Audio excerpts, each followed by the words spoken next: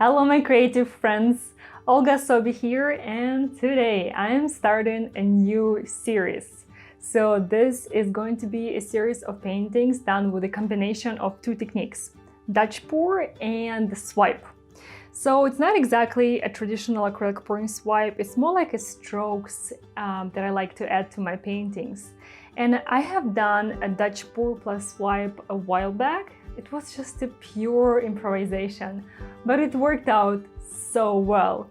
So I finally decided to explore this technique more and just do the whole series of paintings and see where I can take it, see what are the different ways and compositions I can explore with it.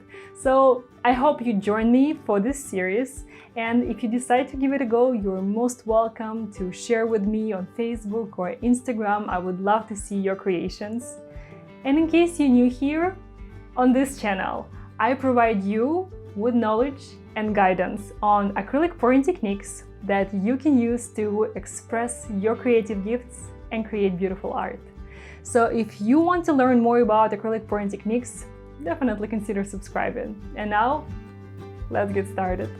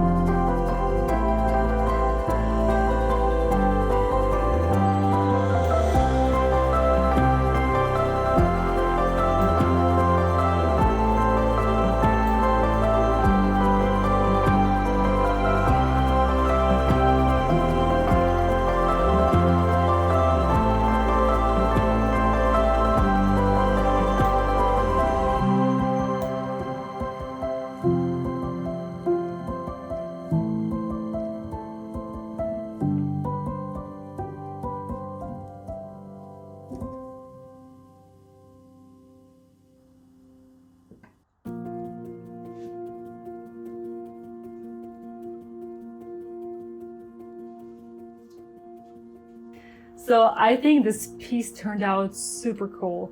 The camera might not show it exactly, but there is a super active cell action.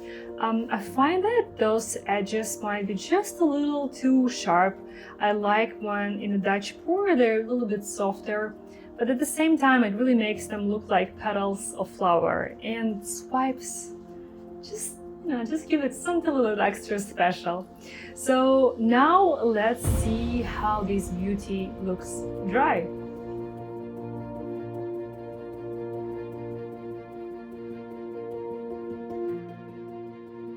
All right, my friends, here it is dry. Boy, you gotta love that gold spark up on the light.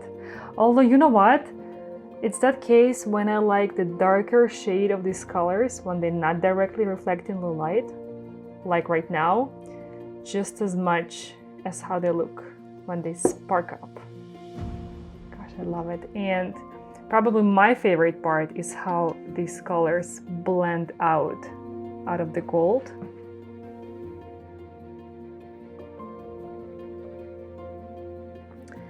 Here are some fragments of these swipes. Boy, I have to say, I really like how this texture turned out. And overall, I think those elements really complement the composition. What do you think? This looks like an orchid flower to me by its shape, but I'm not sure if orchid comes in those colors.